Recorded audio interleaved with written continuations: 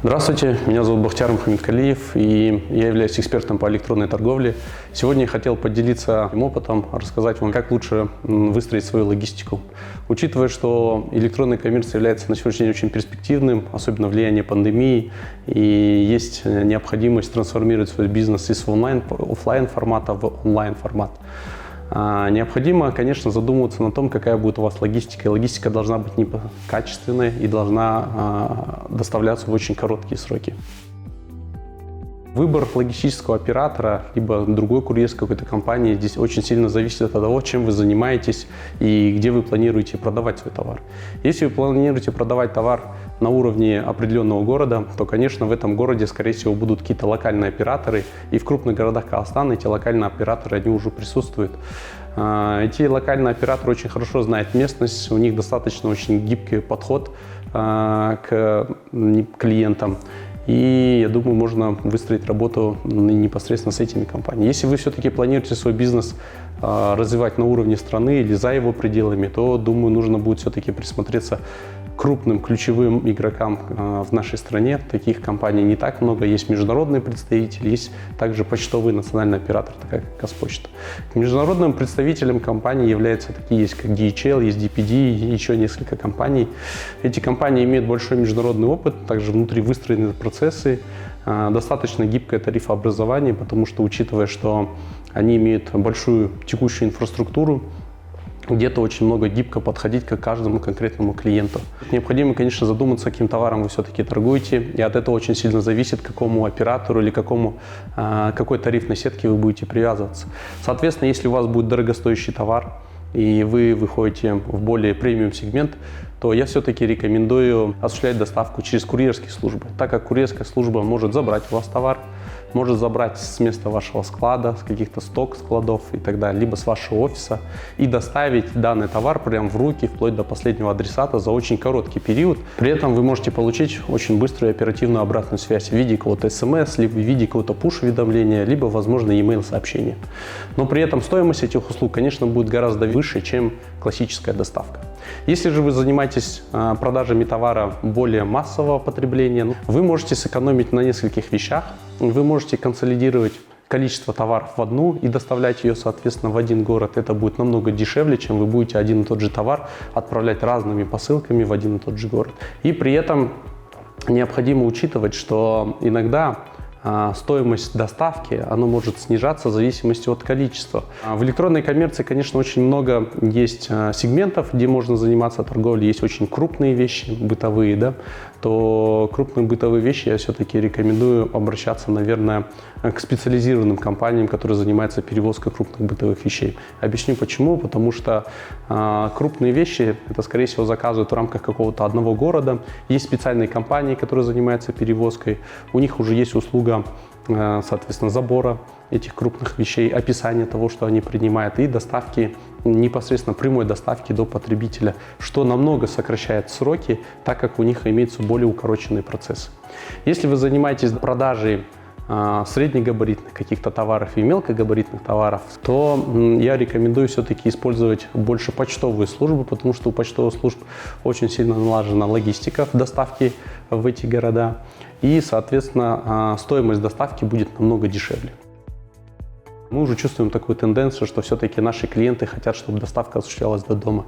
Поэтому все же я рекомендую рассмотреть возможность доставки вашего товара непосредственно до рук клиента, при этом, конечно, обращая, насколько это будет возможно для получения все-таки выгоды от этого бизнеса.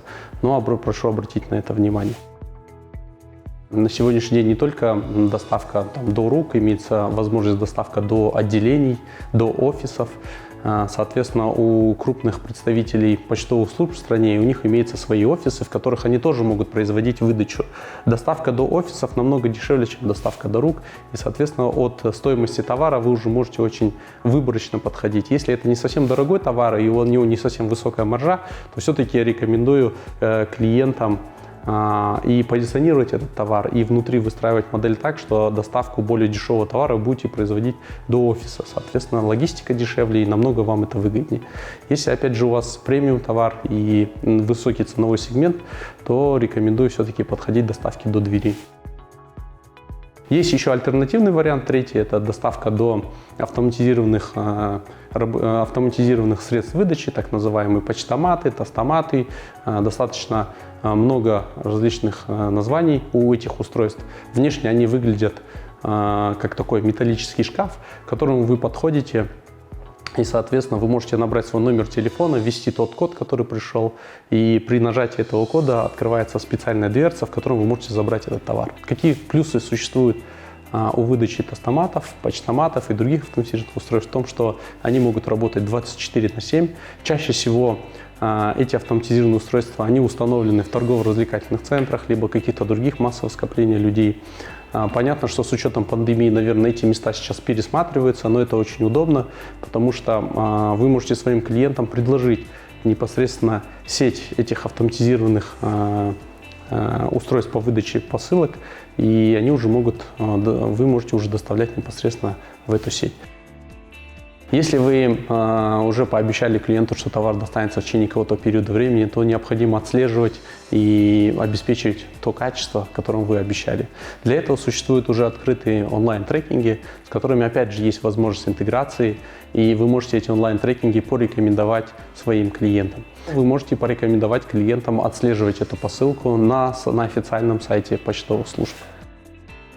На рынке электронной торговли существует такая услуга, как Fulfillment Center. Она является, наверное, одной из самых фундаментальных для того, чтобы обеспечивать очень качественный сервис и развитие вашего бизнеса. С чем мы сталкиваемся? Если вы начинающий предприниматель в электронной торговле, то, соответственно, вы занимаетесь товарами, вам необходимо какое-то помещение, где вы будете хранить эти товары.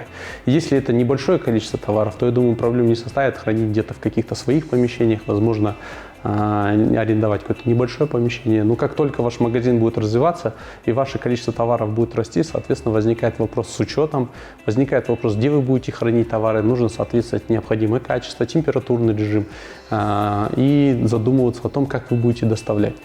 Сама услуга Fulfillment Center, она уже достаточно развита на Западе. Есть такие крупные гиганты, как Alibaba, есть крупные гиганты, такие как американский Amazon. Они уже давно внедряют у себя Fulfillment Center и предоставляют на рынке такие услуги. Fulfillment Center, простыми словами, это складское помещение, обычно очень высокого класса, это складские помещения как минимум класса Б и выше. Имеет полноценную площадку, на которой вы можете привезти свой товар, там его хранить в очень особых условиях. То есть это выдерживать температурные режимы, способы хранения, какие-то особенно ассортиментное хранение, возможно, по товарам, возможно, по виду каких-то товаров и так далее. И Fulfillment Center позволяет вам непосредственно хранить товары в нужном и, как говорится, необходимом месте. Также Fulfillment Center позволяет вам обеспечивать четкий учет. То есть каждый товар, который будет заходить на Fulfillment Center, он непосредственно, учет его ведется в информационной системе, с которой вы опять же можете синтегрироваться, либо можете периодически обмениваться информацией и понимать, сколько у вас стоков на складе. Чаще всего Fulfillment Center, которые есть в Казахстане, какой-то период времени они позволяют для того, чтобы попробовать саму услугу, предоставить некие каникулы. То есть вы можете обратиться к каким-то потенциальным своим партнерам и попросить сказать, давайте, вот я только развиваю свой бизнес, я бы хотел там в течение месяца попробовать эту услугу, потому что она достаточно новая, и посмотреть, какую пользу принесу. Чаще всего партнеры могут согласиться, поэтому рекомендую воспользоваться этой услугой, так как эта услуга полностью закрывает весь логистический процесс. Соответственно, вы привозите туда товар, и ваш партнер за вас находит тот товар, который нужно отправить адресату, упаковывать так, как его нужно, может наклеить сверху какой-то рекламный материал, либо приложить еще дополнительный товар, закрусселить его, отправить его по месту назначения, выбрав 3 варианта, о которых я говорил. Там более премиум сегмент – это доставить до рук, там в классическом варианте доставить до его офиса какой-то почтовой службы, либо выбрать альтернативный вариант, третий – доставить его до автоматизированного устройства. При этом при доставке он может дать, опять же, вам обратную связь, может сказать, доставлен товар, не доставлен, был выкуплен клиентом или не был выкуплен клиентом. И благодаря этому вы, как предприниматель, можете сконцентрироваться непосредственно на развитии и промоушене своего бизнеса, оставив всю логистику тем компаниям, которые профилируются на этой деятельности. Есть специальное решение, которое позволит, как говорится, привлечь клиента и увеличить ваш чек, увеличить количество продаж, это такой, как наложенный платеж. То есть клиент фактически заплатит за этот товар только в том случае, когда оно поступит к нему по адресу, он придет в какой-то офис, либо ему принесет это оператор. И открывая там этот товар, он может его пощупав, возможно, где-то примерив, возможно, посмотрев на него. После того он только может оплатить курьеру или в офис почтового оператора. Достаточно удобная услуга. Соответственно, деньги вам уже будет отправлять не сам клиент, а данные средства за товар вам будет отправлять почтовая служба. В этой услуге есть несколько, опять же, опциональных вещей. Первое, когда, условно, вы 1 числа отправили товар, 3 вам доставили, и 3 числа почтовая служба уже может осуществить выплату этих денег непосредственно в вашу компанию. Но чем чаще будет это количество платежей, чем выше будет комиссия. Соответственно, многие компании работают так, что отправляют товары в течение месяца, соответственно, клиенты приходят и выкупают этот товар, почтовый оператор или почтовая служба консолидирует эту сумму и в рамках договора, который вы заключаете с почтовым администратором, делает единую выплату и, соответственно, те комиссионные расходы, которые вы несете, они будут намного ниже. Ну, выбирать, конечно, вам. Я думаю, опять же, все это зависит от той бизнес-модели. Если вы хотите, чтобы у вас была очень быстрая оборачиваемость средств, то, я думаю, нужно идти по варианту, когда выплата происходит в тот момент, когда клиент уже выкупил свой товар. Но нужно понимать, что будут большие, возможно, комиссионные расходы.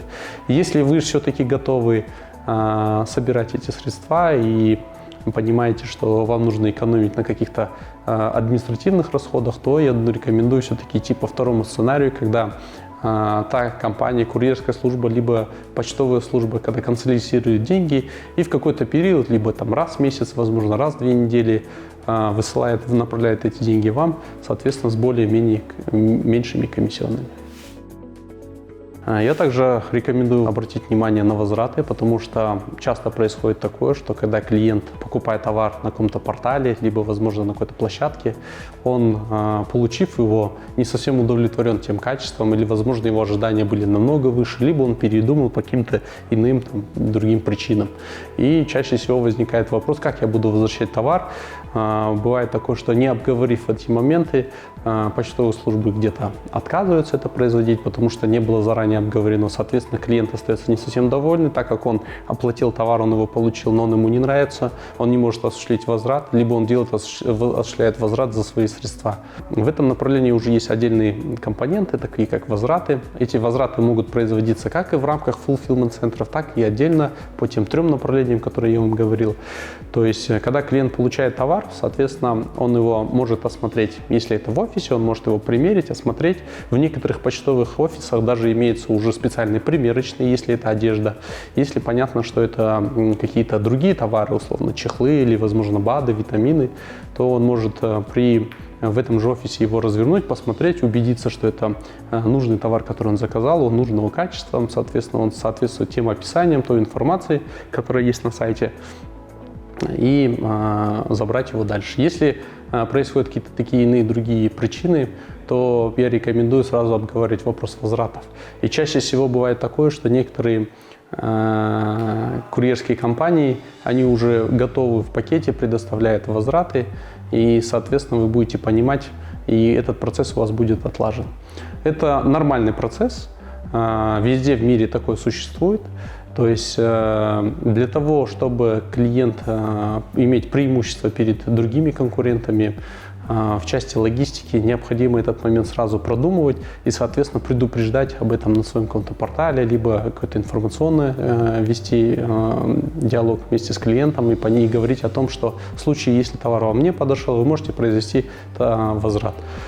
Такая опция, она очень повышает лояльность непосредственно к вашему магазину, соответственно, у вас происходит большая конверсия и больше покупок. Я бы хотел сказать, что вам необходимо отслеживать тренды, смотреть за самыми крупными игроками, также отслеживать, что происходит в мире. Сейчас очень много открытой информации, очень много порталов, есть различные телеграм-каналы, поэтому подписывайтесь на них, будьте в тренде. Ну, с вами был Бухтияр, я рад, что где-то я могу поделиться своими знаниями и буду рад, конечно, что они вам помогут. Поэтому желаю вам успехов и самой лучшей и качественной вам логистики. Спасибо.